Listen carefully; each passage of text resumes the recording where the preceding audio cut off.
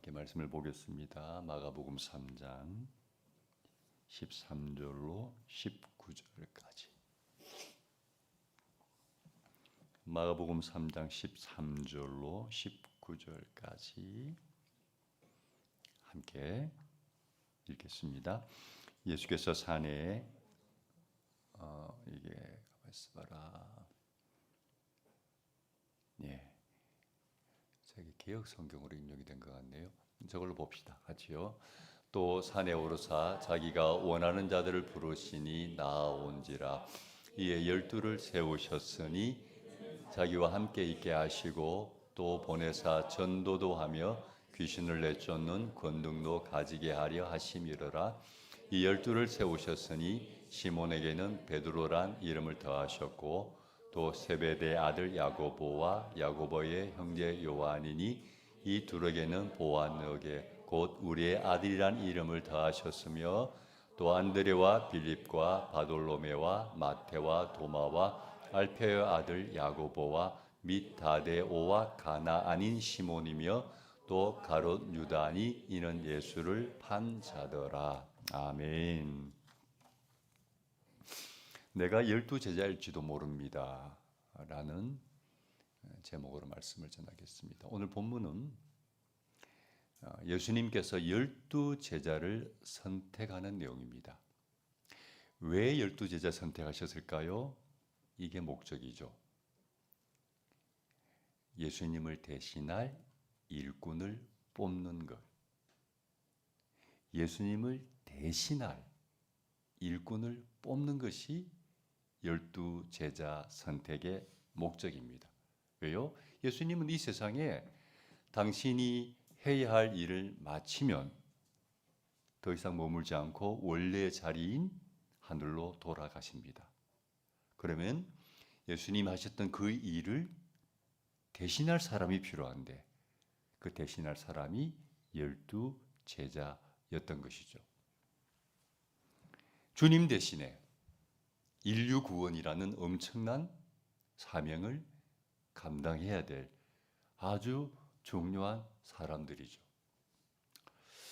여러분, 이렇게 중요한 일을 해야 할 사람을 뽑을 때는 보통 어떻게 하죠? 쉬운 예를 들면 대기업에서 신입사원을 뽑는다고 합시다. 어떤 과정을 거칩니까? 엄격한 그리고 복잡한 선발 과정을 거칩니다. 먼저는 대부분 서류 면접하겠죠. 서류를 접수하면 서류 심사에서 생각보다 많은 사람이 탈락합니다. 그죠? 서류 면접도 서류 심사도 통과하지 못하는 사람들이 부지기수예요. 1차 서류 면접에서 어느 정도 걸러지면 그 다음에는 대면으로 면접을 하기도 하고 그 면접도 보면 복잡해요. 또 어떤 기업에서는 시험을 치르기도 해요. 그리고 또 걸러내죠. 몇 번의 이런 걸러내는 작업을 통해서 원하는 인재를 뽑습니다.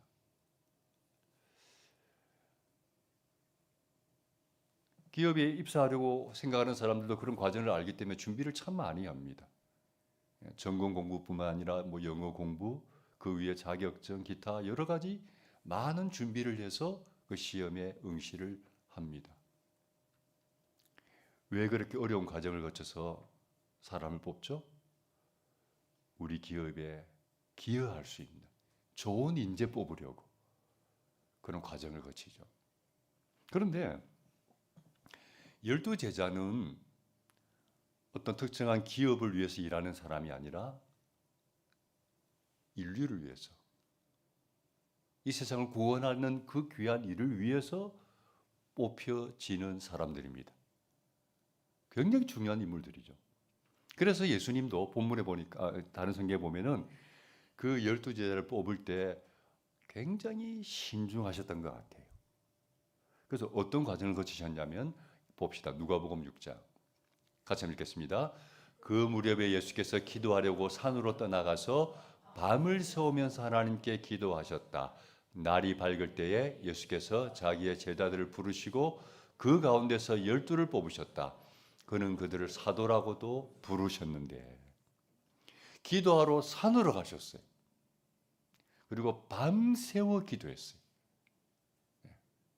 정말 밤을 꼬박 새면서 기도하셨어요. 그러고 나서 12제자를 선택했습니다. 여러분 보세요. 얼마나 그 일이 중요했으면 예수님께서 12제자 선택할 때 그냥 하지 않고 즉흥적으로 하지 않고 밤새 기도하면서 하나님께 여쭙고 어떤 사람 뽑을까 고민하시면서 밤새 기도하시고 나서 12명을 선택하신 거예요. 그냥 뽑은 게 아니고.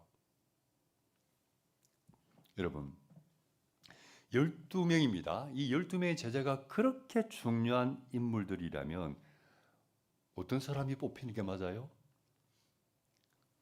적어도 그 시대에 있는 사람들 중에서 지성과 영성을 겸비한 사람들 중에서 고르고 골라서 뽑는 게 맞지 않겠습니까? 예. 지성과 영성과 제자니까 뭐 인물은 안 받겠죠. 그렇지만 영성은 받겠죠. 최소한도 지성은 받겠죠. 예. 그런 사람을 고르고 골라서 뽑았을 거라고 생각을 해요.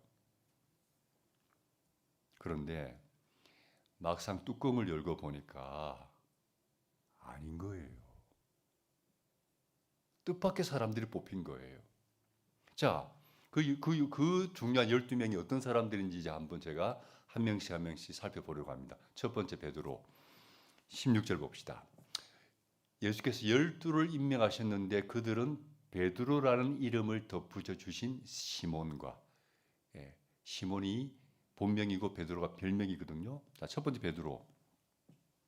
베드로는 12명의 제자 중에 리더입니다. 그래서 성경에 보면 12제자 명단이 나오잖아요. 항상 누가 제일 먼저 나와요? 베드로가 제일 먼저 나와요. 실제로 예수님께서도 이 베드로의 어떤 역할을 좀 그런 맏형 역할, 12제자 그룹의 어떤 형님 역할을 하게 하시고 또 어쩌면 또 그 약간 반장 같은 리더의 역할을 그에게 주셨어요. 실제로 초대교회가 세워질 때도 이 베드로가 굉장히 중요한 역할을 하잖아요. 근데 이 베드로가 어떤 사람이에요? 갈릴리 바다의 어부예요. 바다에서 잔뼈가 굵은 어부예요. 많이 배운 사람 아니에요.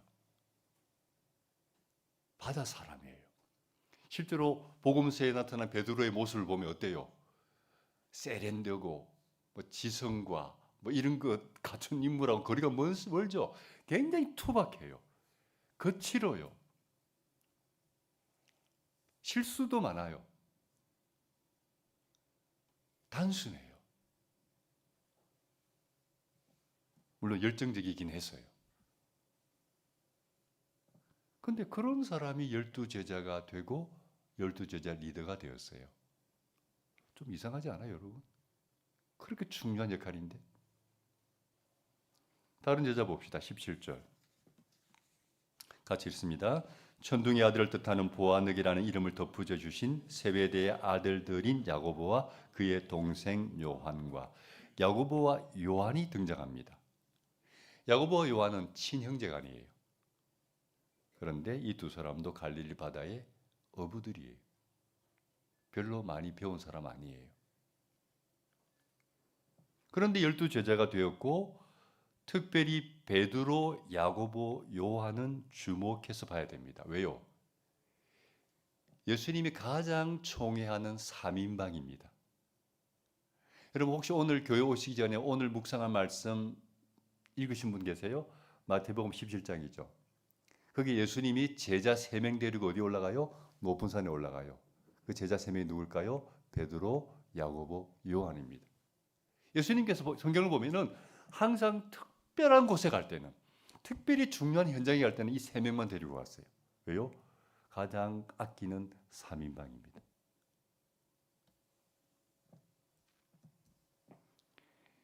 야고보와 요한에게는 천둥의 아들이란 의미의 보아너게라는 별명을 주셨어요.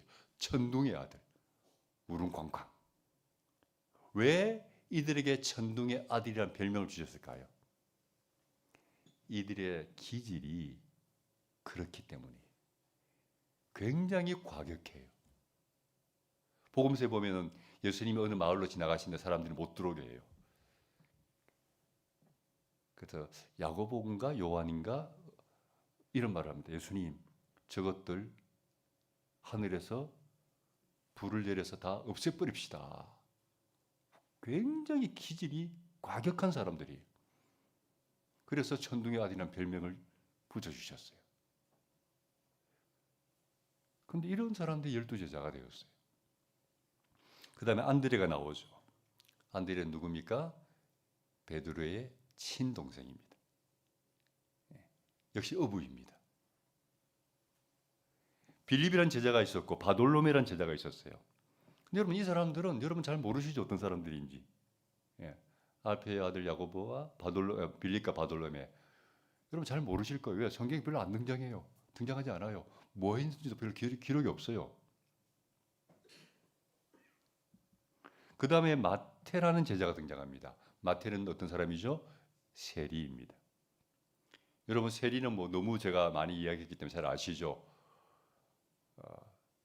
이스라엘 사회에서 가장 사람들이 싫어하는 인물 세리. 가장 사람들이 싫어하는 사람 세리.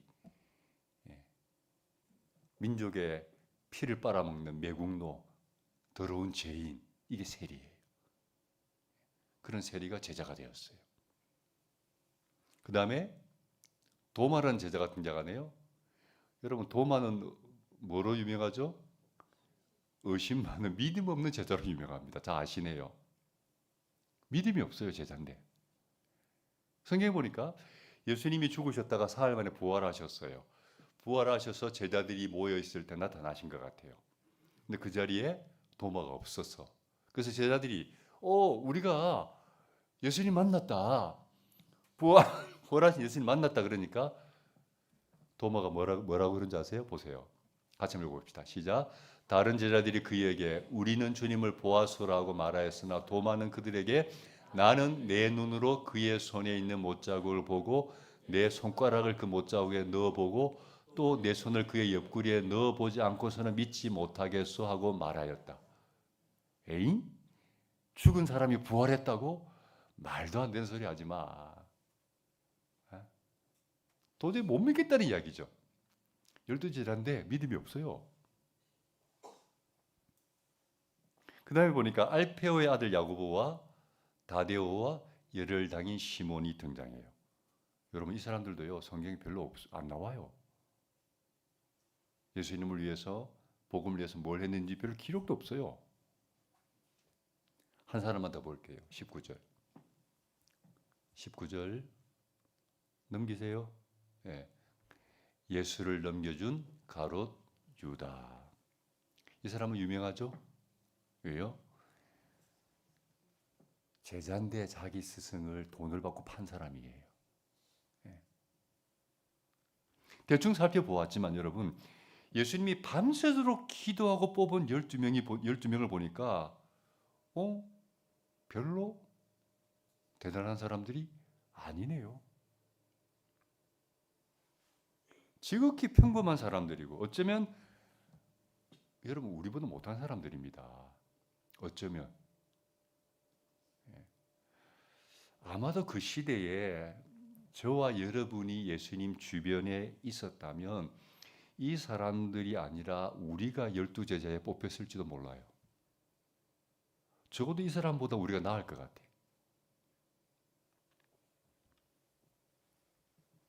그래서 오늘 제가 설교 제목을 내가 12제자일지도 모릅니다라고 붙인 거예요. 저는 충분히 가능성이 있다.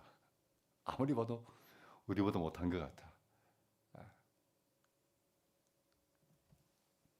여러분 12제자는 인간적으로 보면 평범한 사람들이에요. 그저 그런 사람들이에요. 그런데 주님이 그들을 뽑으셨어요. 왜요? 뭘 보고?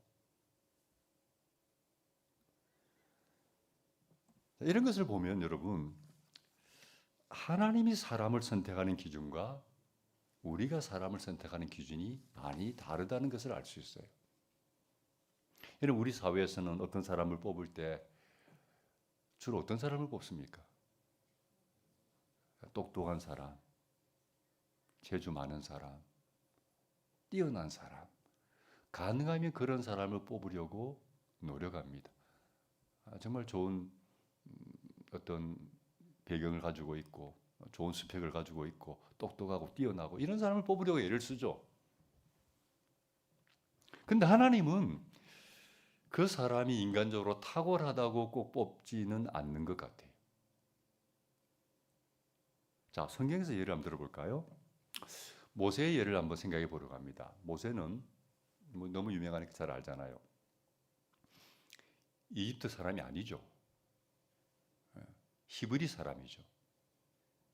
히브리 사람들이 그 당시에 이집트에서는 거의 노예 같은 민족인데 어찌어찌 운이 좋아가지고 이집트의 왕자가 되잖아요.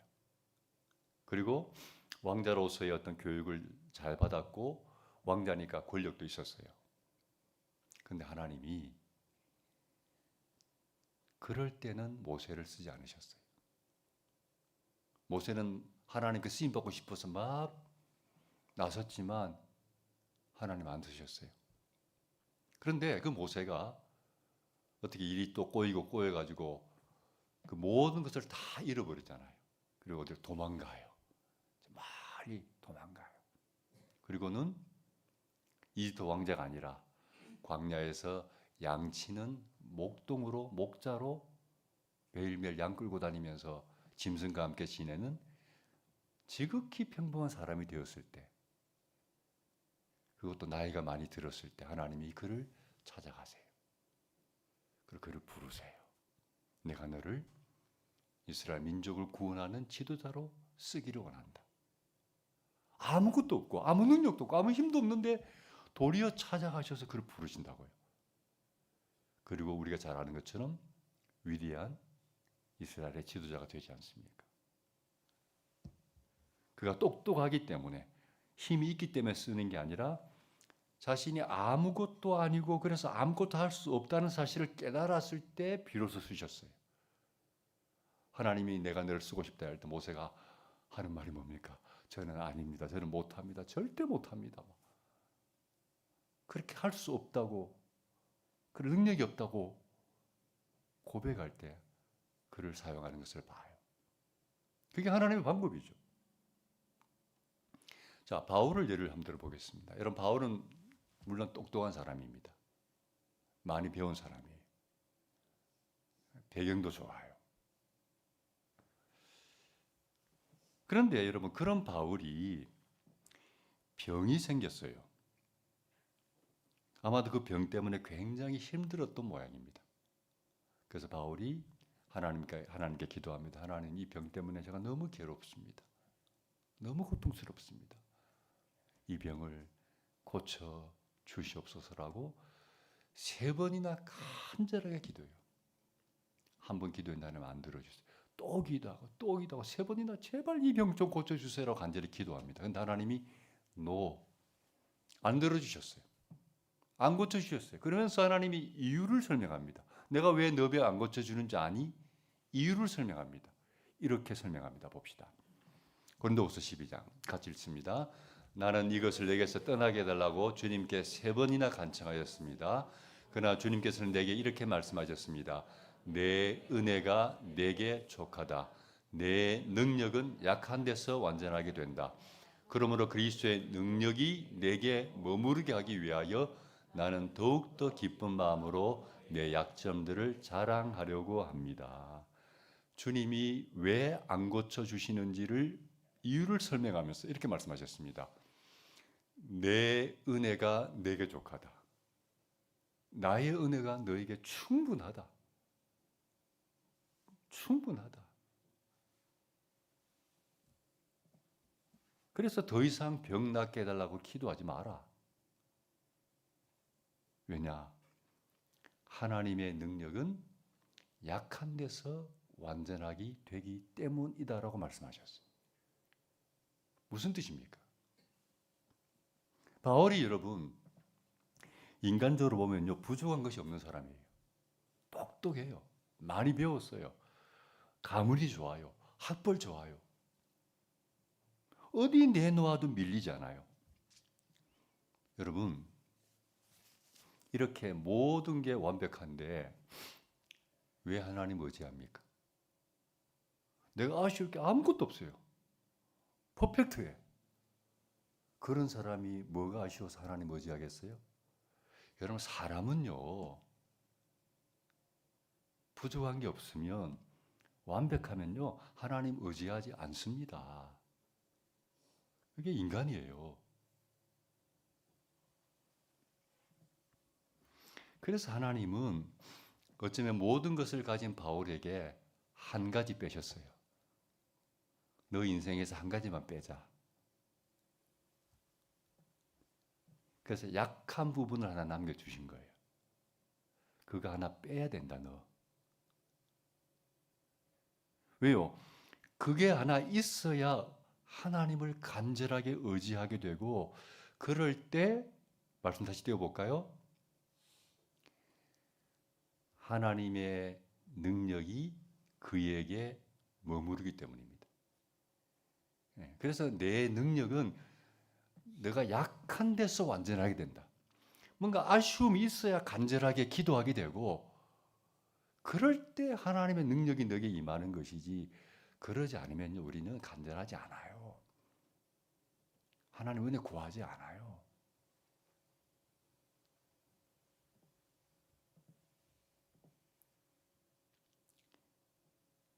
그걸 깨달은 바울도 더 이상 병낫게 해달라고 기도하지 않고 도리어 어떻게 이야기하죠? 내 약점들을 어떻게 한다? 자랑하려고 한다. 자기의 약점. 누구든지 감추고 싶은 약점이 있잖아요. 그걸 도리어 자랑한다는 거예요. 왜요? 하나님의 능력이 내게 머물게 하기 위해서. 나 이렇게 약한 사람이야. 부족한 사람이야. 자신의 약점을 솔직히 내놓음으로 더 하나님을 의지하는 간절히 찾는 사람이 될 때 하나님의 능력이 임하고 하나님의 이런 자기의 지혜와 능력으로 하는 게 아니고 하나님의 은혜와 능력으로 한다는 것을 알기 때문에 그런 삶을 살려고 도리어 내 약점을 자랑한다라고 말하는 거죠. 이게 하나님의 방법인 것 같아요. 여러분 예수님께서 12제자 우리가 보았던 그저 그런 사람들을 선택하신 이유도 저는 동일하다고 생각해요. 그들이 똑똑하기 때문에 좋은 대학 나왔기 때문에 인품이 훌륭하기 때문에 선택한 게 아니에요. 왜 뽑았을까요? 오늘 우리가 읽은 본문에 그들을 선택한 힌트가 하나 있다고 생각해요. 13절 봅시다. 같이 한번 읽습니다. 예수께서 산에 올라가셔서 원하시는 사람들을 부르시니 그들이 예수께로 나왔다. 가만히 보세요. 주님께서 밤새 기도하시고 나서 이제 원하시는 사람을 부르시니 그들이 예수께로 나왔다고 했어요. 무슨 말이냐면 이런 상황이죠. 주님이 밤새 기도하고 나서 이제 산에서 홀로 기도하셨습니다. 날이 밝았습니다. 그래서 사람들이 모여 있는 곳으로 왔겠죠. 아마도 그곳에 주님을 따르는 꽤 많은 사람들이 있었을 거예요. 그들에게 주님이 말씀합니다. 어떻게 해요? 지금부터 너희 중에서 나와 함께 일할 12명을 뽑겠다. 그들은 나와 함께 하나님의 일을 해야 될 사람들이고 나아가 나를 대신해서 인류 구원의 막중한 사명을 책임져야 할 사람들이다. 이제 그 명단을 발표한다. 그러면서 주님이 12명의 이름을 불렀는데 그들이 호명될 때마다 주님에게 나아왔어요.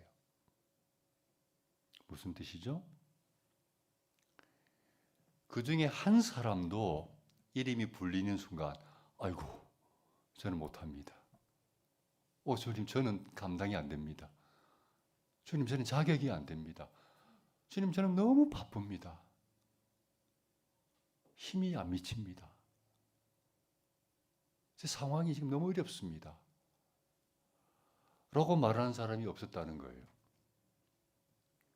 부르셨을 때, 한 사람 한 사람 부를 때 나왔어요. 단순하게 순종했어요. 그리고 그 사람들이 12제자가 된 거예요. 다시 말하면 주님이 12제자를 선택할 때 생각했던 기준은 어떻게 보면 단순합니다. 뭘까요? 주님의 부름에 순종할 수 있는 사람들. 그게 하나님이 가지고 계셨던 기준인 것 같아요. 여러분, 하나님이요, 어떤 사람 쓰실 것 같아요? 내가 좀 부족해도 주님이 말씀하실 때 아멘 하는 사람. 주님, 제가 참 부족합니다. 너무 연약합니다. 그래서 감히 주님이 부르신 그 일들을 감당할 자신이 없습니다. 그것이 끝이 아니라, 그렇지만, 부족하지만 주님이 쓰시겠다고 하니 순종하겠습니다. 이렇게 말하는 사람들이 주님에게 쓰임받는 줄로 압니다. 저도 마찬가지입니다. 제가 너무 연약한 사람이거든요. 부족한 사람이거든요. 처음 제가 주님이 저를 부르셨을 때 너무 당황했어요. 그 당황한 것은 한두 번이 아니죠. 예를 들면 제가 고등학교 1학년 때 교회 나갔는데 대학교 1학년이 되었을 때 갑자기 저보고 청년부 부회장을 하래. 그 당시에는 충격이었어요. 아니, 형님들 이렇게 많은데 대학 1학년 된 나에게 무슨 청년부 부회장이라니? 학교 다닐 때 줄반장도 못 해봤어요. 그 당시에는 분단장이 있었거든요. 한 반이 60명이 넘었기 때문에 각 줄마다 분단장이 있어. 분단장도 한번 못 해봤어요. 앞에 서면 대인 공포증이 있어가지고 다리가 떨리는 사람, 말을 못해요. 그럼 저에게 청년부 부회장 시켰을 때 막 너무 떨려가지고 또 그 다음에 회장을 하래. 또 충격받았어요. 어떻게 내가 회장이 되는가. 그 다음에 조금 있으니까 CCC에서 총순장을 하래. 회원, 부산 CCC가 서울 다음으로 크거든요. 회원만 1200명이에요. 매주 모일 때마다 700명, 800명이 모여요. 캠퍼스가 29개야. 거기 총순장을 하래. 화가 났어요. 박수 목사님이라고 그때 부산시 대표인데 화가 났어요. 아니, 그 당시 내가 너무 집이 가난해서 그 전 학기에 낮에는 직장을 다니고 밤에 야간 대학을 다녔어요. 어머니는 정신병원에 입원해 있고 집에 아버지는 돈 벌러 외국에 나가 계시고 학교 앞에서 자취하고 있었어요. 다 내 사정 알거든요. 남이 도와줘서 겨우겨우 그 도움 받아가지고 학교 다니고 있었어요. 그런 나보고 총순장을 하래. 그러면요, 공부 학업에도 집중하기 어려워요. 화가 났어요. 도대체 왜 나를 그렇게 못 살겠구나. 나아가 나는 하나님께 저보고 사역자가 되래. 충격을 받았어요. 근데 제가 한 것은 단 한 가지. 자신 없지만 부족하지만 주님 부르시니 순종하겠습니다. 그것밖에 한 게 없어요. 그게 저는 하나님의 방법이라고 생각해요. 그래서 부족해도 하나님이 쓰시는 거죠. 그러나 여러분, 똑똑하고요, 자기 생각이 많은 사람들은 잘 순종 안 해요. 자기 고집 있는 사람들은 순종 안 해요. 하나님 쓰기 어려워요. 말씀을 마무리하려고 합니다. 앞전에 제가 그런 말씀 나누었죠. 추수할 것은 많은데 일꾼이 부족하다. 추수하는 주인에게 일꾼을 보내달라고 기도해라. 주님 보실 때 수많은 영혼들이 죽어가고 있고 누군가 그들을 섬겨야 되는데 사람이 없는 거예요. 안타까운 마음으로 제자들에게 일꾼을 위해서 기도해라 라고 말씀하셨는데, 여러분 그 현실은 조금 더 달라진 게 없다고 생각해요. 지금도 마찬가지입니다. 추수할 것은 너무너무 많습니다. 잃어버린 영혼들이 너무 많습니다. 우리가 섬겨야 할 영혼들이 너무 많습니다. 그런데 일꾼이 없습니다. 그 영혼들을 위해서 수고하려고 하는, 섬기려고 하는 사람들이 없습니다. 너무 부족합니다. 교회도 일할 곳이 많은데 일꾼이 부족해요. 항상 부족해요. 대부분 몇몇 일하는 사람들만 일합니다. 헌신된 사람들만 일합니다. 그래서 그들은 대부분 몇 가지씩 일합니다. 목자도 하고 교사도 하고 무엇도 하고 무엇도 하고 다 몇 가지씩 일합니다. 근데 여러분요, 사람이기 때문에 그렇게 일하면요 지쳐요. 힘들어요. 일꾼이 필요해요. 다 각자 어떤 역할이 서로 분담해야 수월해지거든요. 그래서 우리가 다 일꾼이 돼야 되겠죠.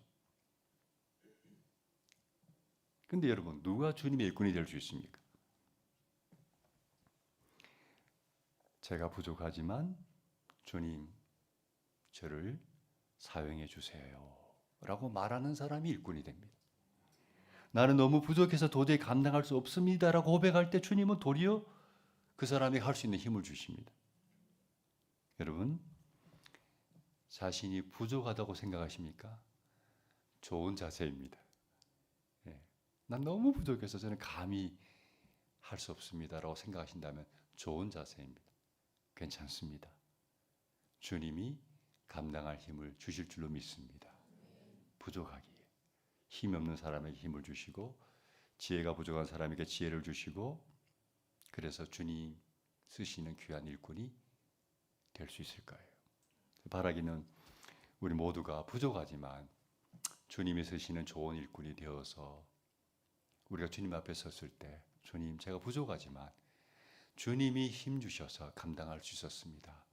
모든 영광 주님께 돌립니다 라고 고백할 수 있는 귀한 일꾼이 되시길 바랍니다.